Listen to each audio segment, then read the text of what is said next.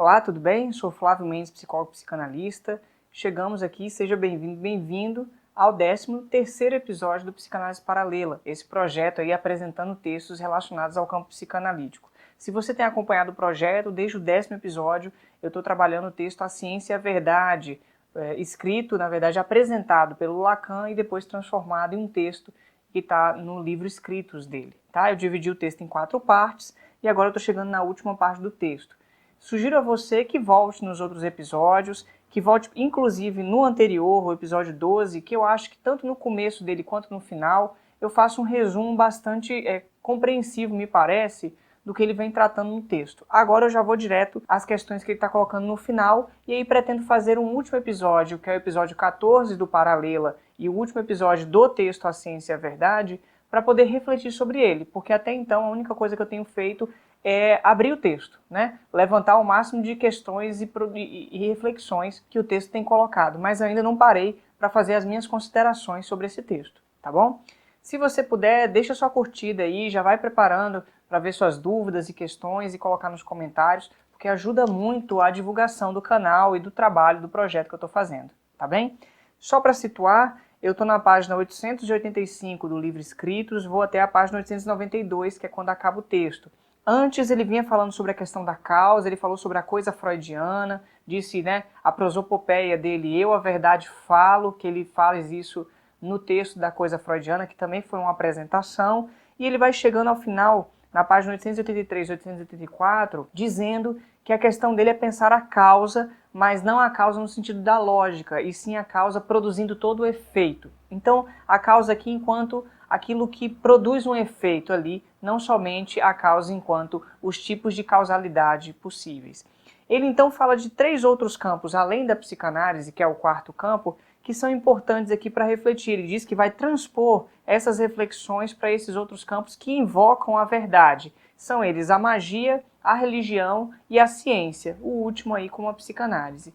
E ele se apropria de 4 termos que, se a gente não tiver acesso, a gente não vai entender tão bem, que fazem parte, ele só fala isso no finalzinho, da física do Aristóteles, e que a gente encontra no livro da Metafísica, que são os 4 tipos de causas para o Aristóteles, que são a causa eficiente, final, formal e material. Então, isso aqui, o que ele vai fazer? Ele vai fazer uma comparação e uma reflexão desses campos a partir do referencial que ele veio construindo aqui, do sujeito da ciência, do referencial estruturalista, utilizando esses termos que fazem parte da metafísica e da física aristotélica.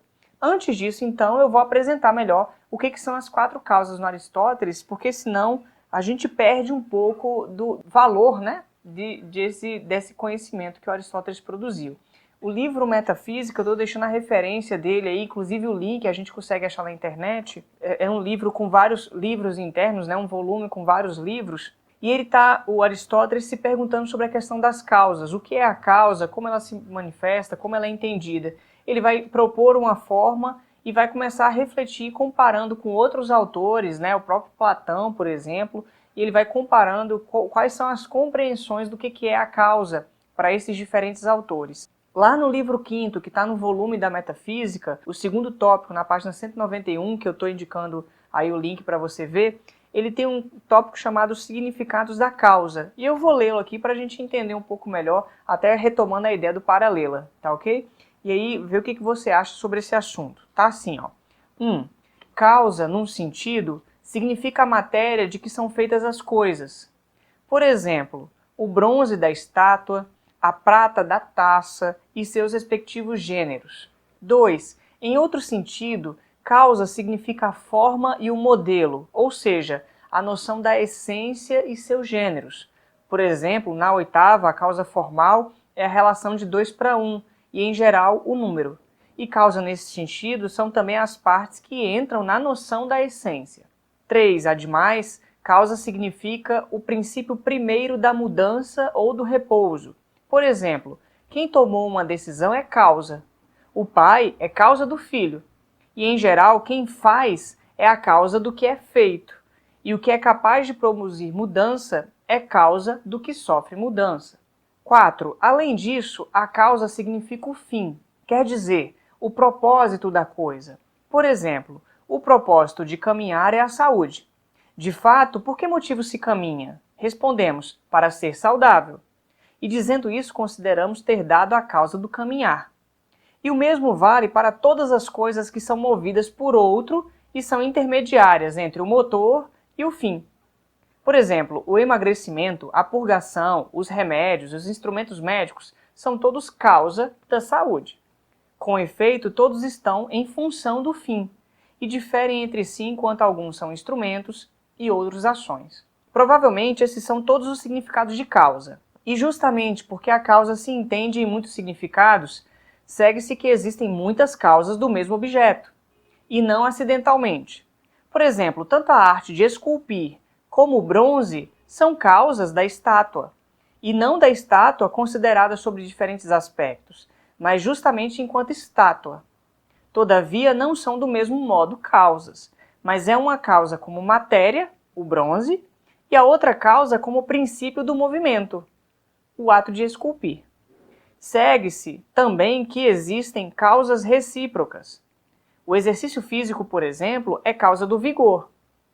E o vigor é causa do exercício físico, mas não do mesmo modo. O vigor é causa enquanto fim, o outro enquanto princípio de movimento. Ademais, a mesma coisa pode ser causa de contrários. De fato, aquilo que com sua presença é causa de alguma coisa, às vezes é causa do contrário com sua ausência. Por exemplo, a ausência do piloto é causa do naufrágio. A presença do piloto, ao contrário, é causa da salvação. Tanto a presença como a ausência são causas motoras. Então aqui ele segue falando melhor, fala de outros exemplos, acho que é muito tranquilo para se entender, me parece. Mas para a gente colocar as 4 causas, quais são elas? Primeiro, você tem a causa material, que diz respeito à matéria da qual é feita o elemento, ou qualquer que seja o objeto. Então se a gente está falando da cadeira, a gente está falando da madeira, ou de aço, ou de alumínio, etc. A gente está falando da matéria, causa material. Pode ser a forma, mas aí a forma já diz respeito ao modelo utilizado, à essência que está na base disso. Uma cadeira, por exemplo, qual que é a sua essência, ou qual que é a sua forma e modelo? É o fato de que ela tem aí 4 pernas, uma base e um encosto. Se você tira o encosto, você não tem mais uma cadeira, você tem um banco de 4 pernas. Dá para entender? Então, isso é a forma. A forma pode ter diferentes matérias, A cadeira pode ser de madeira, pode ser de ferro, etc. São 2 tipos de causa. E elas estão relacionadas de certa maneira, Então você tem a causa formal. Uma terceira é a causa eficiente, que aqui ele coloca como causa motora. Ou seja, aquilo que mobiliza algo, aquilo que faz com que ela passe a existir, com que aconteça.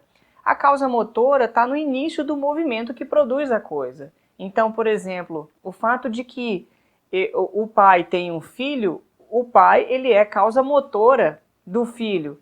Assim como a caminhada é a causa motora da saúde.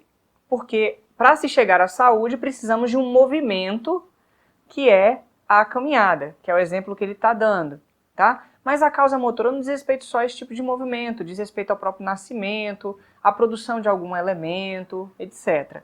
E o último é a causa final. A causa final diz respeito àquilo que se busca, a finalidade de determinada coisa. Então, a caminhada, na medida em que eu caminho, alcança a saúde. Então, a saúde é a causa final da caminhada. E a caminhada é a causa motora, a causa eficiente da saúde. Dá para entender como as 4 causas estão relacionadas de 2 a 2? E isso cria uma gramática de compreensão do que é a causa, tá bem? Tá dando para compreender? Coloca aí se você tiver com dúvida e procura no material que eu estou deixando de link para a gente entender melhor, ok? Voltando então para o texto, o que a gente tem? Ele entrando na sua discussão a respeito da questão da causa. Ele já inicia falando assim, olha, magia e religião, as 2 posições dessa ordem se distinguem da ciência, Embora tenha algum tipo, seja possível situar em relação à própria ciência, seja como uma ciência falsa ou menor, no que diz respeito à magia, ou como ultrapassando seus limites e até em conflito de verdade com a ciência, no caso da religião. Entretanto, ele diz, para o sujeito da ciência, ambas não passam de sombras, mas não para o sujeito sofredor com quem lidamos. E olha só como é que ele faz uma diferença entre o sujeito da ciência, que ele veio construindo antes no texto, que é esse sujeito marcado na linguagem, dividido entre a verdade e o saber, que pode ser pensado topologicamente, encontrado na combinatória, a linguística ajuda a entender isso, né? Ele está marcado por essa posição de eu a verdade falo, ou seja, ele só comparece nesses pedacinhos de fala e a verdade comparece no nato falho, no xiste, no sonho, no sintoma, ou seja, nessas surpresas da linguagem. Por outro lado, você tem um sujeito sofredor, que é essa pessoa que sofre. Então ele está fazendo uma distinção bem clara entre essas duas coisas. E aí ele faz um comentário como se fosse assim, tá vendo? Lá vem ele, que é esse sujeito sofredor, se não aquele de quem tiramos nosso privilégio? O que você está se metendo com isso? E aí o Lacan fala assim, olha, vou partir de um ponto que é importante para a gente refletir. Tem uma frase recentemente colocada que diz assim, a verdade da dor é a própria dor. É uma frase que ela está aqui, inserida no texto sem muito comentário. Né? E ele fala, isso é o que mostra o que a fenomenologia chegou e que é, na verdade, uma contra-verdade em relação a essa questão toda. Porque, na medida em que eu digo que a verdade da dor é a própria dor, eu estou tirando o campo da linguagem de cena. Então, é como se a verdade estivesse imanente, presa, ou se fosse própria à dor. Então, não haveria nada que se fazer em relação a isso, porque a verdade está colocada na própria dor, colocada ali, né? Inserida ali, digamos assim. Diferentemente da proposta que o Lacan está construindo até agora no texto, em que a verdade está situada no processo de linguagem. Então, uma coisa é a dor, outra coisa é quando se fala sobre a dor, quando insere ela no processo da fala e você tem algo aí, a possibilidade de alcançar alguma coisa da verdade sobre essa dor. Dá para entender essa distinção entre uma forma de concepção fenomenológica e a forma de concepção psicanalítica do ponto de vista lacaniano? Eu fui procurar na internet a respeito disso e aí alguns comentaristas dizem que foi uma variação da tese do Michel Henry, né, de que falou a respeito da questão da verdade. Eu não achei esse material, se você tiver, passa pra gente. E me fez lembrar um texto, um artigo, melhor dizendo, do Christian Dunker, chamado Mal-Estar, Sofrimento e Sintoma, que ele faz distinção entre esses três elementos aí, para mostrar que no campo da psicanálise, a gente não está diante do sofrimento e fica diante do sofrimento. A gente, diante do sofrimento, pede para que o paciente fale, para que ele insira esse sofrimento dentro de uma narrativa, que tem um quê de ficção, tem uma produção de palavra, de uma história sobre si. E é a partir daí que a gente consegue apreender alguma coisa sobre a questão da verdade. Então a verdade da dor não é a própria dor, é aquilo que comparece na fala na medida em que fala-se sobre a dor. Ou seja, a verdade fala, né? Que eu lhe via colocando antes. E ele diz isso aos psicanalistas, sim ou não, isso que vocês fazem tem o sentido de afirmar que a verdade do sofrimento neurótico é ter a verdade como causa? Presta atenção aí. E ele começa a falar da magia. Para os três campos, ele vai falando que ele está se mantendo numa certa obediência científica ao estruturalismo. Depois ele muda a sua relação com o estruturalismo, mas nesse momento sim. E ele diz que pensando a magia, ele se apropriando do Lévi-Strauss, que eu falei no episódio 4 sobre o feiticeiro e sua magia, volta nesse episódio que vai ficar muito mais claro isso aqui. Ele diz assim, a magia supõe o significante respondendo como tal ao significante. O significante na natureza é invocado pelo significante do encantamento. É metaforicamente mobilizado, ou seja, movido, né? A coisa, na medida que fala, responde a nossas objurgações, às nossas censuras e repreensões. Ou seja, é o significante da natureza que é invocado pelo encantamento do xamanista, né? Aquilo se articula em termos da natureza e do campo simbólico ao qual o xamanista está submetido. E ele diz então, né, aí fazendo um comentário ao Lévi-Strauss, que foi com base no Lévi-Strauss que ele invocou essa reflexão, né, para pensar isso. Só que essa é uma redução que negligencia o sujeito. Ele faz uma distinção dizendo que uma coisa é o sujeito xamanizante, outra coisa é o xamã, a pessoa de carne e osso, que faz parte da sua natureza. E o sujeito correlato da operação tem que fazer coincidir esse sujeito xamanizante, está inscrito no campo simbólico da cultura, da tribo, na pessoa, nessa pessoa de carne e osso que é a pessoa do xamã. Ele diz assim, é esse modo de coincidência que é vedado ao sujeito da ciência, porque o sujeito da ciência está funcionando na estrutura da linguagem, né? Somente seus correlatos estruturais na operação lhes são discerníveis, mas de um modo exato.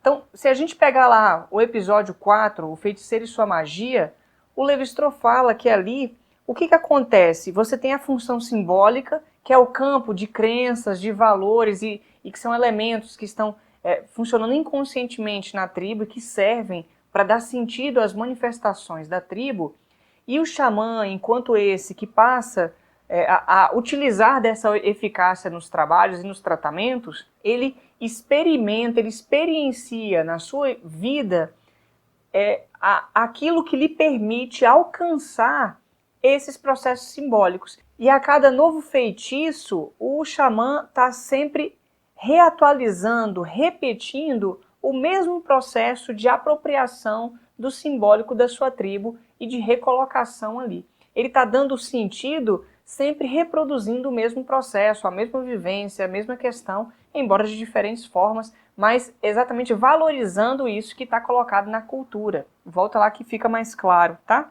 É nesse sentido, então, que o Lacan diz que o significante ele está mobilizado na natureza. Ele mobiliza o trovão e a chuva, meteoros e milagres, porque aquilo que se fala mobiliza, move a natureza. Lembra das causas lá, tá? Produz efeitos na natureza. Existe uma relação muito direta entre uma coisa e outra. Tudo isso ordenado segundo relações antinômicas em que se estrutura a linguagem. Então o efeito da demanda tem que ser interrogado ali e ele cita, pensando na questão da demanda, o grafo que ele propõe no seminário 5 e 6, que é o grafo do desejo. Se você tiver condição, procure esses seminários que ele vai explicar. Eu não vou explicar aqui porque precisaria de muito mais tempo. Mas tem um vídeo do Christian Dunker que ele fala de uma maneira bastante didática, com um esquema no próprio vídeo, sobre o que é o grafo do desejo em Lacan. Mas aqui ele está colocando, temos que então interrogar a questão do efeito da demanda produzido nisso aí a partir do grafo. Somente por essa via, né, que seria possível uma abordagem que não fosse tão grosseira em relação ao que o psicanalista poderia fazer quanto à magia. Por outro lado, quando o psicanalista pensa a questão da magia, ela é sempre magia sexual. E aqui é isso que tem o seu valor, né? Só que não basta para autorizá-lo a isso, né? Precisa de outros elementos.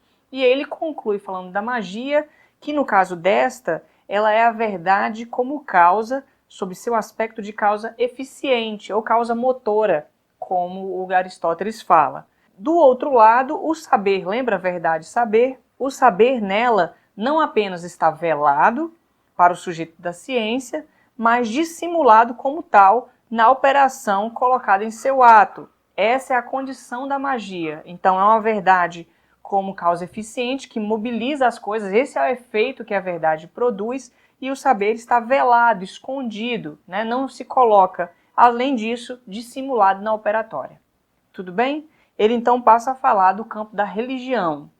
Aqui, entrando na parte da religião, ele fala que vai apontar a mesma abordagem estrutural, mas aí ele se pergunta, né, se ele pode esperar que a religião assuma na ciência um status um pouco mais franco, embora haja estranhos filósofos fornecendo definições meio frouxas a respeito disso, e que não basta que se seja amigo de todo mundo para preservar o lugar de onde tens que operar, né, de outro lugar que se opera. Ele diz então que no caso da religião, a verdade como causa aí, o que a precede, o sujeito religioso, não a pessoa, mas esse sujeito ali marcado, é que o sujeito religioso está num outro tipo de operação, diferentemente no caso do sujeito xamanizante.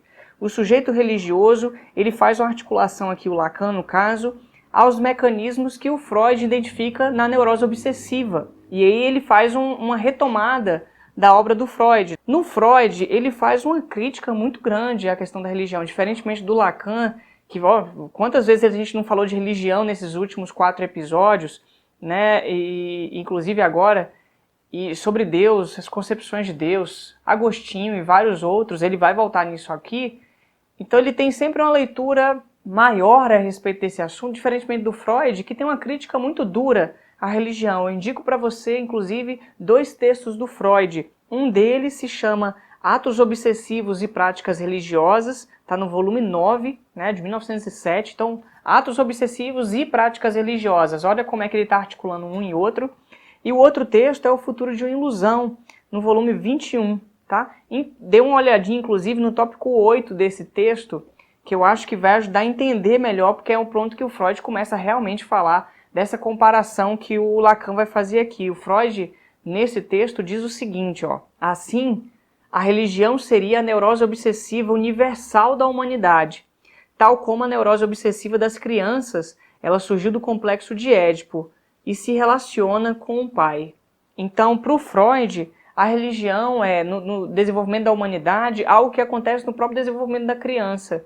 Porque na sua relação com o pai, ela produz a crença desse pai, de que alguma coisa esse pai vai ajudar, de que ele está ali para conseguir dar conta de algo. E isso também aconteceria no campo da religião. Vai pensando aí, e eu vou continuar lendo o que o Lacan está falando sobre isso. O Lacan diz na página 887 que a função desempenhada pela revelação se traduz na religião como uma denegação da verdade como causa. Denegação é uma recusa, é uma não aceitação. Não é um esconder, mas é um estar ciente disso e não aceitar que seja isso, tá? Esse é um dos termos aí. Então, a denegação da verdade como causa, que ela denega o que dá ao sujeito fundamento para se tomar como parte interessada. Então, o sujeito deixa de estar interessado a isso, ele denega a verdade como causa. Então, aonde que vai aparecer a verdade como causa? Lacan diz, digamos que o religioso entrega a Deus a incumbência da causa, mas nisso corta seu próprio acesso à verdade. Dá para entender?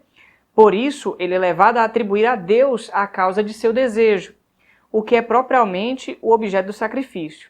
Sua demanda é submetida ao desejo suposto de um Deus que, por conseguinte, é preciso seduzir. O jogo do amor entra por aí. Então, no caso do sujeito religioso, ele denega, ou seja, ele recusa a saber sobre a verdade e lança isso para Deus, porque Deus está lá no fim da minha vida e é a partir de Deus que eu movo. É Deus que me faz ser como eu sou, ou que me faz estar aqui passando por isso, diante das coisas boas e das agruras que eu passo na minha vida. É Deus que está ali permitindo que eu passe por isso, ou seja, a verdade que poderia me fazer questionar a respeito disso e voltar para as minhas questões é atribuída a Deus e eu me sinto um pouco mais seguro, confortável e esperançoso diante de sua presença, diante da sua existência. E é no fim que eu vou ter acesso a isso, eu vou entender um pouco melhor a respeito disso. O Lacan então fala que no caso do religioso, cria-se um status de culpa em relação à verdade e uma desconfiança em relação ao saber. Nesse caso, a verdade é remetida a fins que chamamos, ele diz, escatológicos, que diz respeito a uma doutrina do homem, na verdade uma doutrina do fim do homem, do fim do mundo. Então, a verdade aparece de forma escatológica, lançada para o fim das coisas. E aparece, então, como a verdade a partir da causa final.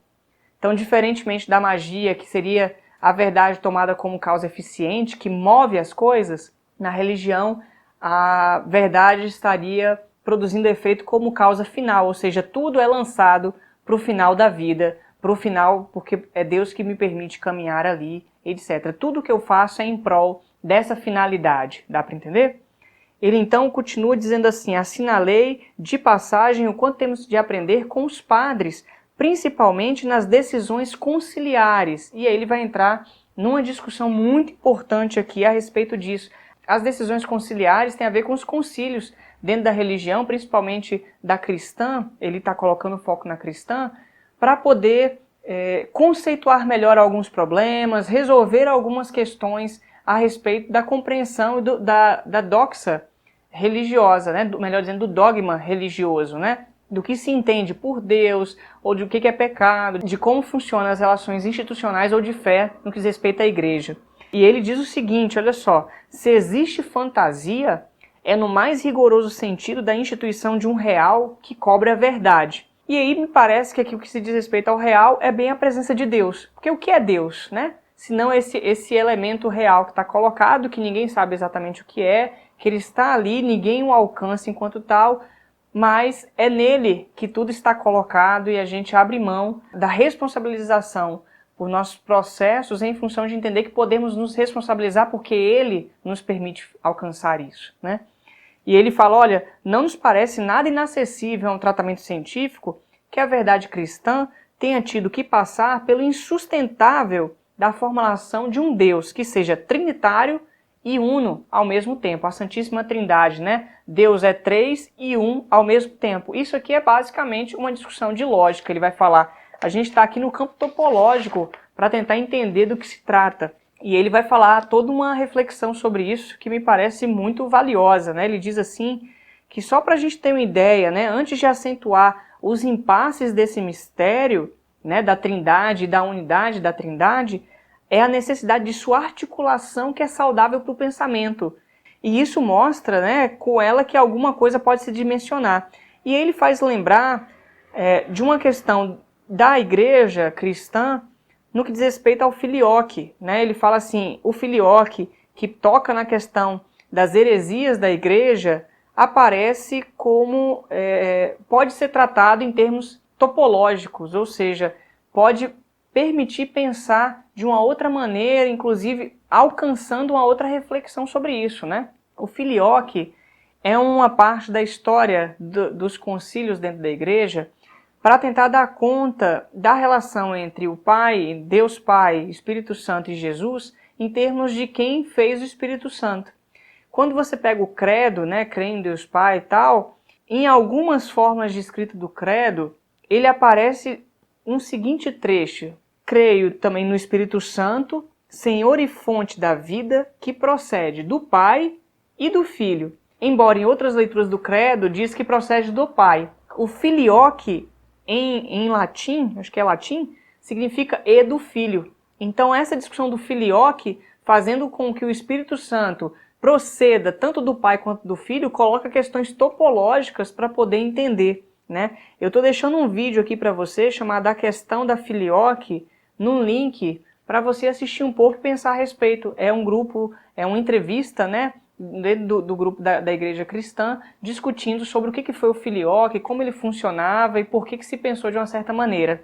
E aí, o Lacan continuando, ele fala assim, a apreensão estrutural deve ser a primeira nisso, e é a única a permitir uma apreciação exata da função das imagens. O De Trinitate, a Trindade, o livro A Trindade, que eu falei no episódio anterior, que é do Agostinho, do Santo Agostinho, tem nesse aspecto todas as características de uma obra teórica e pode ser tomado por nós como modelo. Olha o que esse cara está falando, né? De que ele pode tomar a obra A Trindade de Agostinho como uma obra teórica que serve de modelo para pensar algumas questões.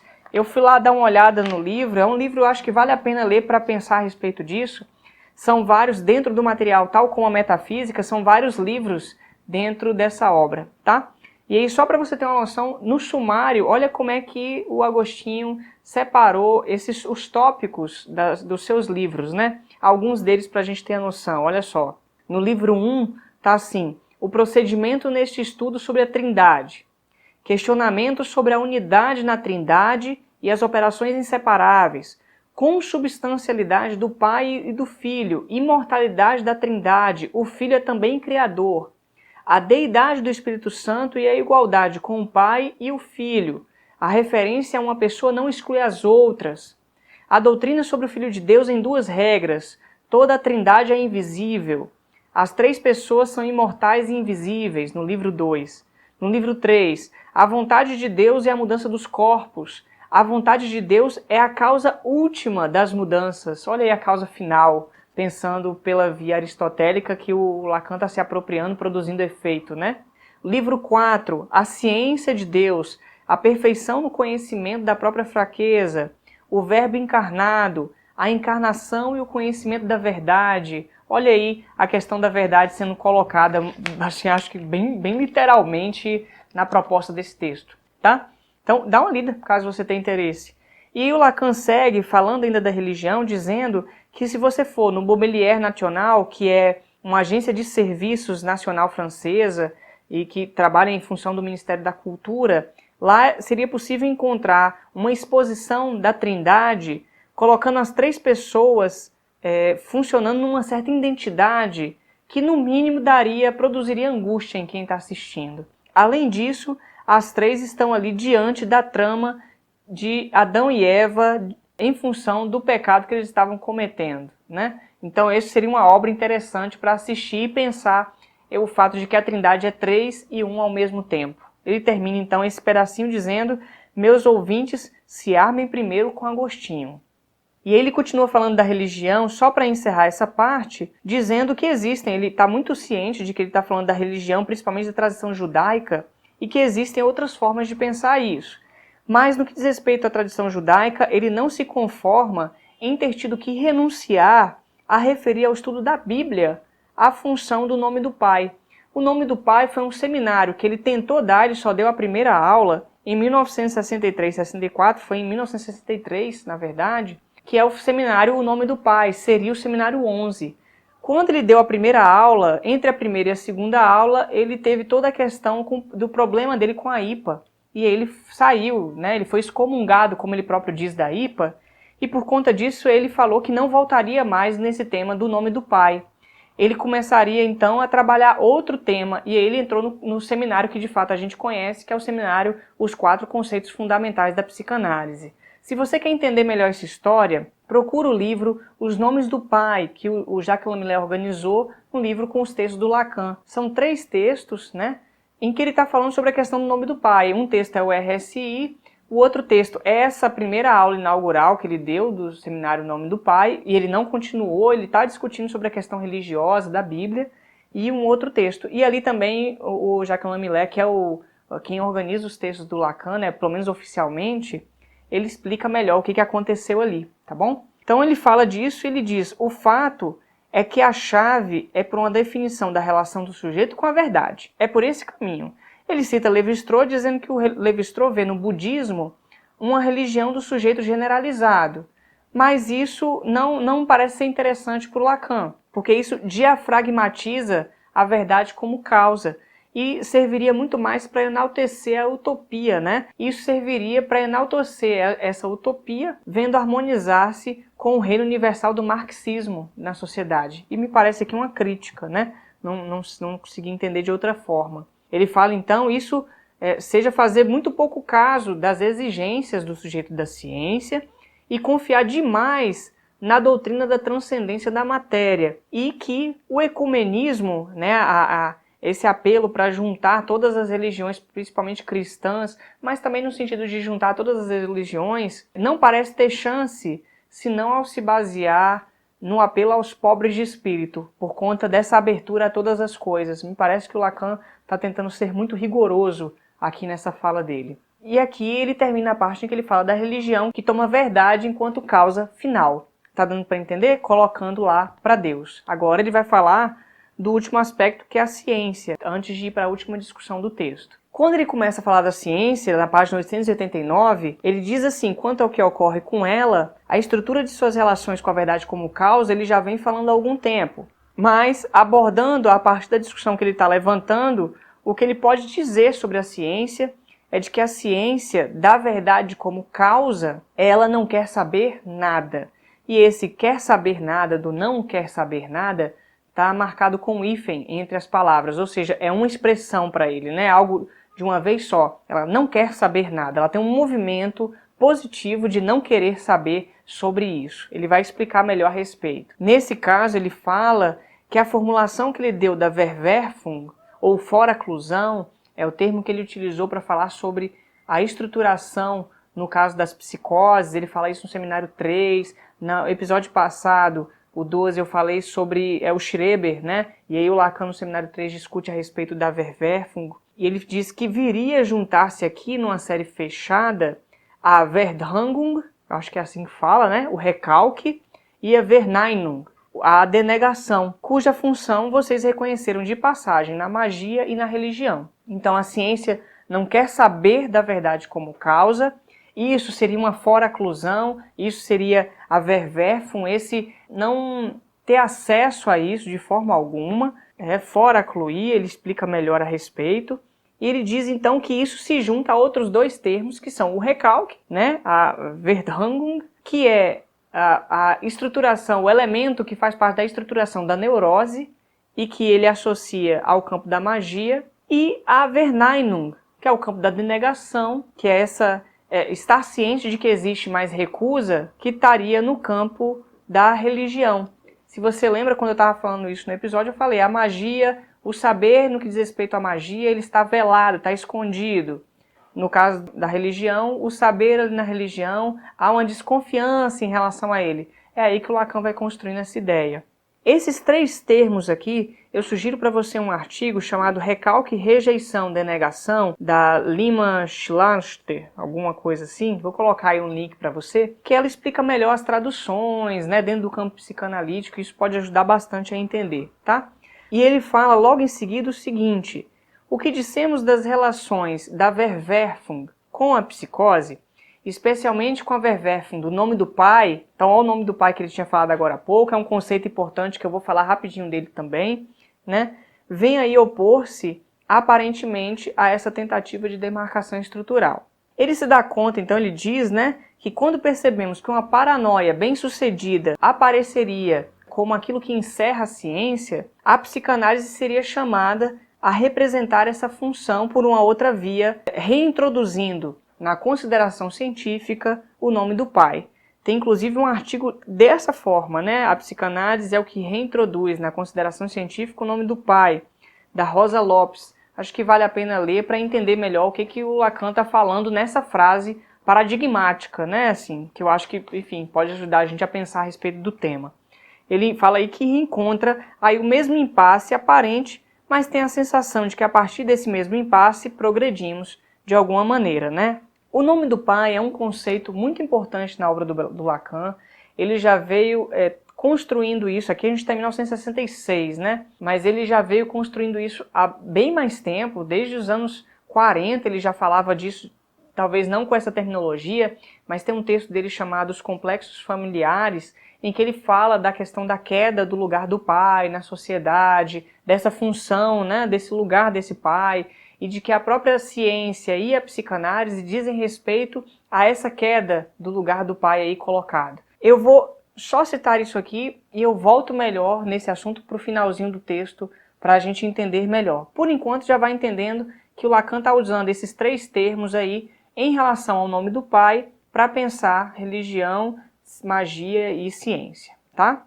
Ele continua então dizendo que nesse caso a incidência da verdade como causa para a ciência é a verdade como causa sobre o aspecto formal, ou seja, a que diz respeito ao modelo, à essência enquanto um modelo colocado ali, a forma. A forma porque a ciência tira todo o conteúdo, ela tira o sujeito, ela tira o nome do pai e fica trabalhando só no ponto de vista da lógica ali colocada, né? E muitas vezes o próprio drama do cientista não está colocado, embora ele esteja ali produzindo em função dos seus dramas subjetivos. A gente estava falando disso no episódio anterior. Ele diz então que, por sua vez, a psicanálise, ao contrário da ciência, acentua seu aspecto de causa material. Assim se deve qualificar sua originalidade na ciência. Causa material é a incidência do significante, que ele veio falando até então, né?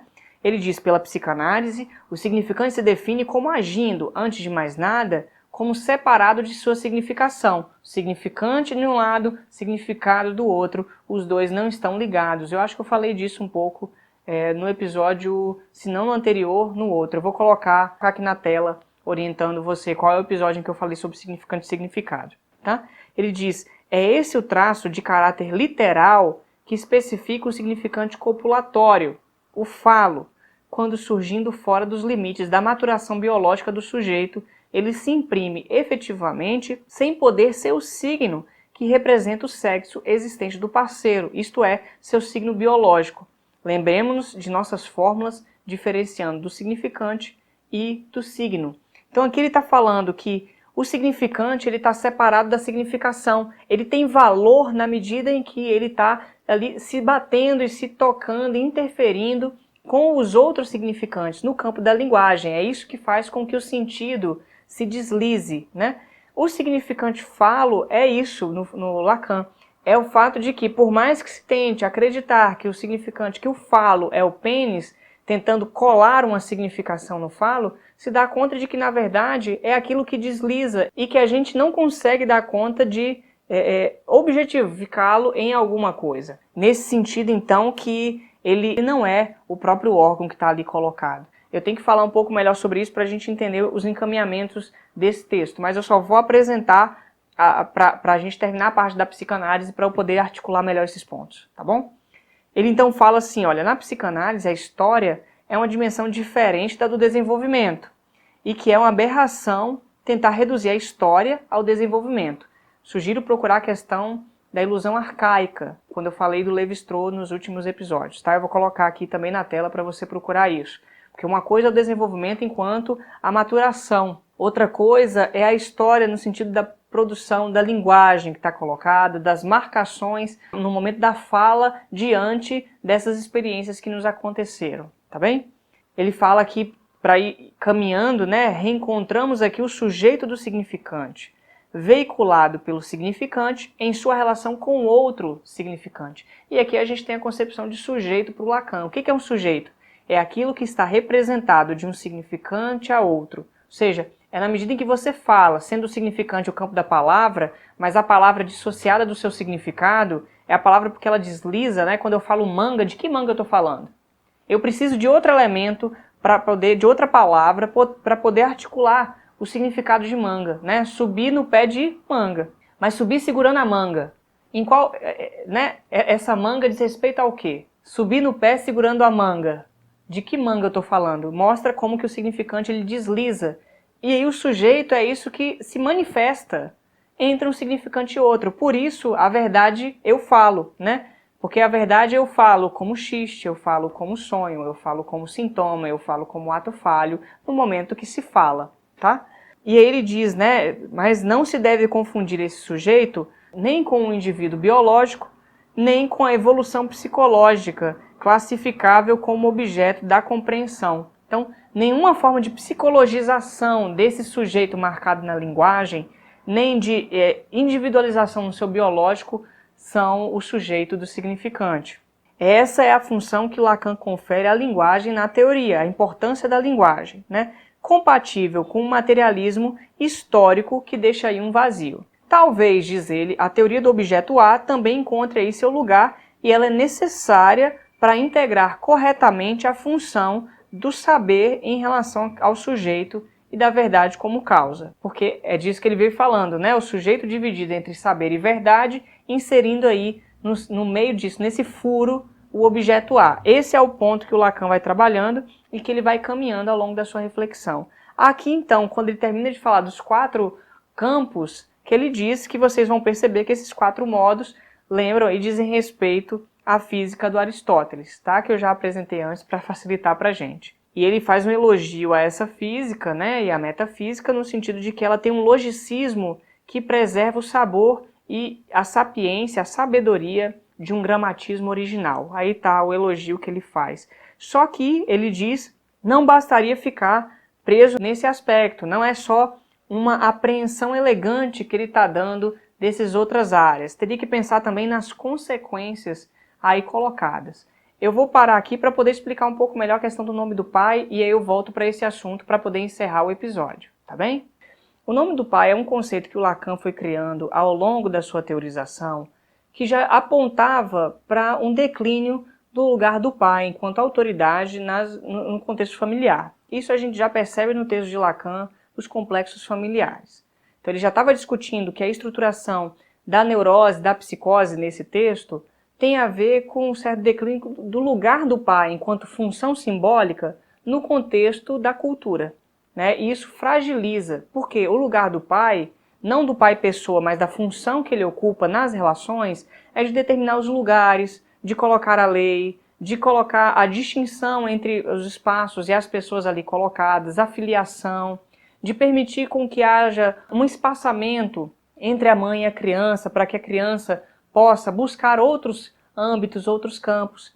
E se a gente pensasse, o Lacan fala, o nome do pai, ele tem uma função normatizante, porque ele normatiza, ele estrutura a subjetividade de cada indivíduo. Mas o nome do pai não é o nome da pessoa, não é o pai da pessoa. É uma função simbólica colocada aí que amarra a estrutura subjetiva, tá? Embora o nome do pai tenha uma função normatizante, com o declínio do nome do pai que veio acontecendo ao longo dos séculos, principalmente no período moderno, contemporâneo e moderno, né? A partir do momento que você começa a repensar o lugar do homem em relação a tudo que está acontecendo, em relação a Deus, por exemplo, né? Tanto que é interessante pensar nesse texto, porque o que é esse texto, se não Lacan mostrando que há, com o trabalho de Descartes, uma cisão entre o passado, enquanto uma ciência antiga, para o que veio depois, né? Um futuro aí, que seria uma ciência moderna, que já faz parte de uma outra leitura a respeito do homem, né? E de Deus e de tudo que está acontecendo. Então, Deus deixa de ser o mais importante, Deus está morto, diz Nietzsche, né? O Sol deixa de ser o centro do universo, o homem fica descentrado por conta do Freud, o ser humano é só mais um animal, ele não tem essa relação toda de valor em relação aos outros seres que estão colocados. Então percebe que um certo lugar foi se perdendo aí. E o nome do pai teria essa função de normatizar. Mas na medida em que ele já não consegue dar conta de estruturar dessa maneira, ele tem ao mesmo tempo uma função normatizante, mas provoca efeitos de sofrimento e padecimento. E aí que a gente vai tendo essas outras estruturações se colocando, né? Então, o que é, como que a gente pode entender um pouco melhor essa questão do nome do pai? O Lacan, ele não tem uma teoria desenvolvimentista, diferentemente do Freud, do Piaget, do Vallon, que são teorias em que a criança vai se desenvolvendo, interagindo, seja em função do seu próprio psiquismo ou em função do contato com o ambiente, com as pessoas, né? O Freud, por exemplo, se você pegar o episódio, acho que é o episódio 2 do Paralela, em que eu estou falando do texto sobre os 2 princípios do funcionamento mental, ele fala de um processo que chega aí a pensar o desenvolvimento, algo vai acontecendo, né? Então o Lacan ele vai contra essa ideia desenvolvimentista porque ele entende que não é um desenvolvimento que se coloca, que vai passando de fase por fase e que a pessoa tem por questões maturacionais ou de interação e tal. Isso é uma forma de psicologização do sujeito da ciência, é uma forma de biologização do sujeito da ciência. É o que a gente veio lendo e ele está criticando ao longo desse texto, quando ele criticou Piaget, quando ele falou da ilusão arcaica, tá? Então o Lacan meio que está marcando uma cisão entre uma forma e outra ao longo da história humana. E quando ele começa a pensar o Édipo, por exemplo, enquanto o Édipo no Freud, lá no texto Ego e o Id, ou na dissolução do complexo de Édipo, o Édipo ali, essa relação pai, mãe, criança ali no cotidiano, né? Para o Lacan ele já vai pensar em termos estruturais. Então ele tira as pessoinhas e ele divide o Édipo em 4 tempos. Se você pegar aquele texto, o mito individual do neurótico, ele coloca lá as 4 partes desse Édipo, né? E ele discute isso também no seminário 3 das psicoses, né? O nome do pai, a questão do Édipo. Então, o Édipo no Lacan, ele é formado por um conjunto de estruturações relacionando as dimensões do imaginário simbólico e do real para poder se estruturar como tal. Então, não são as pessoinhas, óbvio, são as pessoinhas, porque elas estão vivendo, mas o Lacan está pensando isso em termos de uma estrutura que vai acontecendo e que não precisa ficar pensando em termos do cotidiano dos acontecimentos. Então essa estrutura envolve o que acontece no imaginário, da relação de o eu com o outro e como isso cria uma imagem de si. Ele vai apresentar, por exemplo, toda a teoria do estágio do espelho, que ele coloca lá no seminário 1, ele faz uma apresentação sobre isso, e tem um texto também do estágio do espelho a respeito disso. No que diz respeito ao simbólico, aí que está o campo da estruturação subjetiva, a estruturação por conta dos significantes, aí que entra o nome do pai marcando nessa estrutura de significação, e você tem também a dimensão real do complexo de Édipo, que tem a ver com a morte, que tem a ver com a falta, tem a ver com o não encaixe entre as coisas. Então, do ponto de vista simbólico, o simbólico é uma articulação, é um campo de significantes que faz, eu estou fazendo uma linha, mas é no sentido de pensar exatamente essa cadeia de significantes produzindo aí o campo simbólico. Mas essa cadeia não se junta, né? Ela só se articula em função de um significante mais importante que faz uma marcação. Ele é um significante qualquer no primeiro momento, mas ele tem um valor de articular toda a cadeia dos significantes na estruturação. juntamente com o aspecto imaginário e o aspecto real, que são as três grandes dimensões do Lacan. Quando a criança nasce, ela é investida pela mãe ou pelo cuidador que faz essa função para que ela possa se apropriar da realidade em que ela está vivendo, né? Ela tem que ser alimentada, ser cuidada, tocada, ser acariciada, receber nomes, né? Nomeações desses processos todos.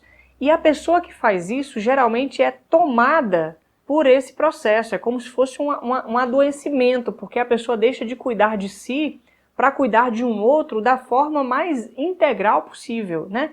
Colocando esse outro como seu objeto de cuidado. E isso cria uma certa fusão nessa relação.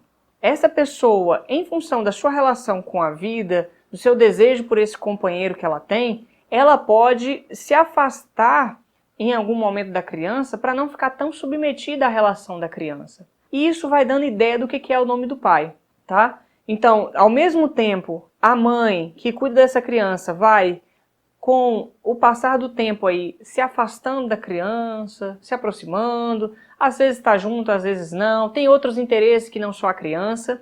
E para a criança, ela vai se dando conta de que isso está acontecendo. Então, a gente tem dois processos acontecendo simultaneamente. De um lado, essa pessoa reinvestindo seu desejo em outros objetos do mundo, e do outro, essa criança crescendo e se dando conta de que ela não é tudo aquilo que ela imaginaria ser dessa criatura que cuida dela, e de que ela pode também tomar outras decisões. O nome do pai, então, é a presença dessa marcação que faz com que essa relação mãe e criança não fique tão presa e vai podendo afastar, para que a criança possa, aí sim, construir novas elaborações e dar um passo no seu processo subjetivo. E aí o que está em questão é como isso acontece em diferentes níveis. Eu não vou aqui explicar o complexo de Édipo, porque ele precisa de mais informação e eu precisaria de mais tempo para fazê-lo, mas eu vou colocar aqui e nas referências a indicação de livros para você estar dando uma lida, tá bem? Mas aí, o que vai acontecendo? O que é o nome do pai pensando? É um significante que vai marcar a estrutura e vai, de algum modo, articulá-la, embora ele não esteja necessariamente dentro dela. Ele vai fazer a indicação dos diferentes lugares no ambiente familiar, quem é mãe, quem é criança, quem é pai, etc. Ou seja, a parte da função simbólica enquanto tal também. Ele coloca limites, então tem uma função de barra, de separação. E é aí que vai mostrando a função castradora do nome do pai.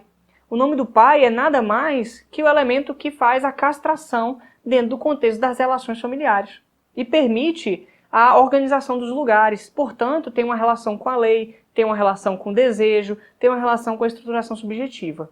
É a saída que a criança vai ter diante do nome do pai. Perceba que eu estou falando o nome do pai, mas eu não estou dizendo o que ele é. Ele não é um comportamento, ele não é um objeto, ele não é o nome da pessoa, ele não é o jeito, entende? Ele é um elemento que está ali e que ganha um valor na medida em que se articula. Mas para cada falante, para cada sujeito, a gente vai ter uma forma. A questão é como esse sujeito lida com a castração que vem do nome do pai, ou seja, com essa barreira a tudo poder, a estar preso nessa relação, a se fundir com o lugar materno, etc. É aí que aparecem, então, essas três formas de saída no Lacan, se apropriando da leitura que o Freud tinha, que é a foraclusão, o recalque e a denegação. Cada uma dessas respostas são respostas à castração produzida pelo nome do pai. Por isso que ele vai dizer que no caso da ciência era foraclui o nome do pai, e aí por conta disso o simbólico comparece no real, né? Ele vem por fora, daí que vem a paranoia.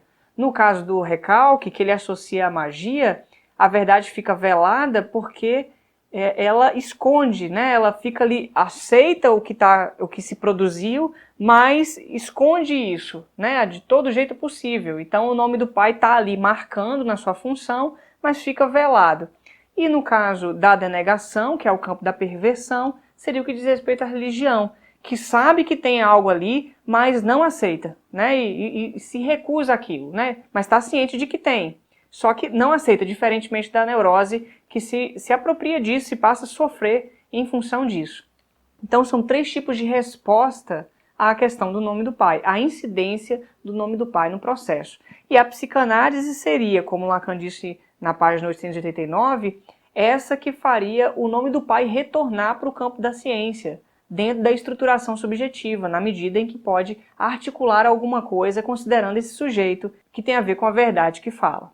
Tudo bem? Deu para entender? Assim, eu sei que são muitos elementos que estão aí colocados, mas eu espero que possa te ajudar. Deixo aqui as referências no material, na descrição, para você poder estudar um pouco mais a respeito desse assunto, tá bem?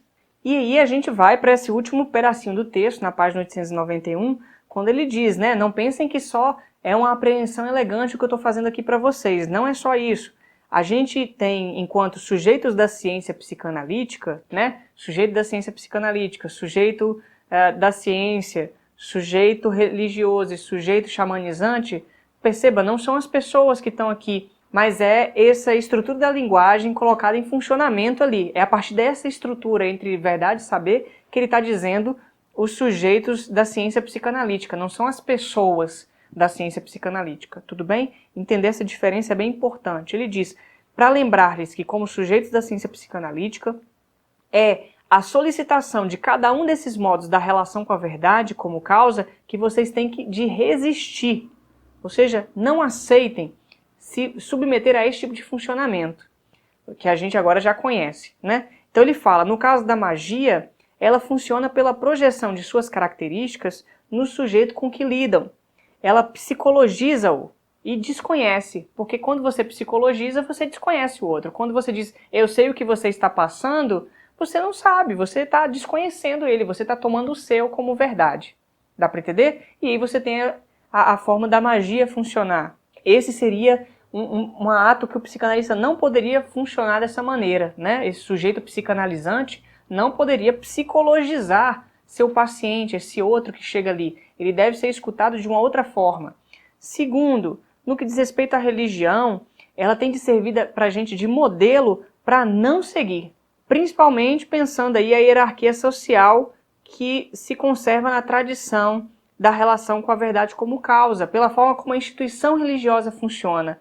E ele diz, a simulação da Igreja Católica é muito comum na IPA, na Associação Psicanalítica Internacional, né, que é a instituição que o Lacan critica e que ele perdeu, né, seu lugar como didata por conta da forma como ele trabalhou e que no livro sobre os nomes do pai você pode conhecer um pouco melhor sobre isso. Então, a religião é algo para servir de modelo para não se fazer. E a ciência, ele diz, bom, sabemos que diferentemente da magia e da religião, o saber se comunica na ciência. Mas é um saber em que o sujeito está suturado, né? Então, diferentemente do sujeito que está nas outras duas funcionando de uma certa maneira, outras formas, o sujeito aqui está fora do processo. Por isso aí a coisa da fora-clusão, né? Ele está fora do processo. E aí, nesse sentido, não seria esse o caminho. No lugar disso, o primeiro obstáculo ao valor científico da psicanálise é que a relação com a verdade como causa tem que ser colocada sobre seus aspectos materiais, por conta do significante. Tá dando para entender, então? Ele coloca esses três campos em relação à psicanálise para que ela se pense, né? Pense o seu lugar. Ele diz, então, para ir encerrando o texto, né? Concluirei que essa divisão do sujeito é um nó que está aí colocado para a gente. E esse nó se desata na falta do pênis da mãe em que se revela a natureza do falo.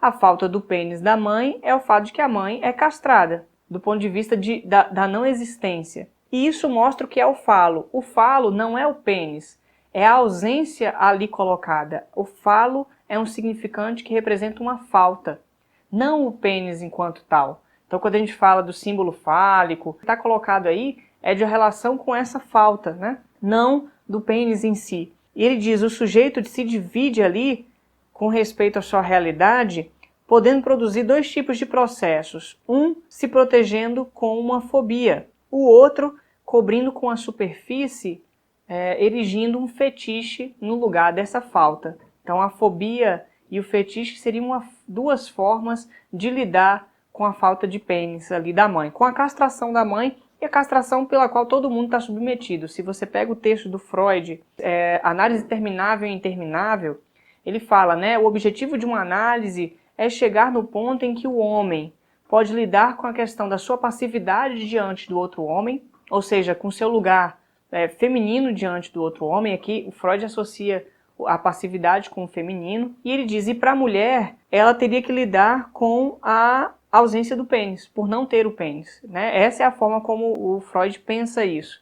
E em seguida ele fala que, mais que isso, se ele for refletir sobre o que são esses dois pontos, esses dois lugares a que devemos encaminhar nossos pacientes ao final do processo, ao longo, mas como finalidade, ambos os processos dizem a respeito à questão do feminino.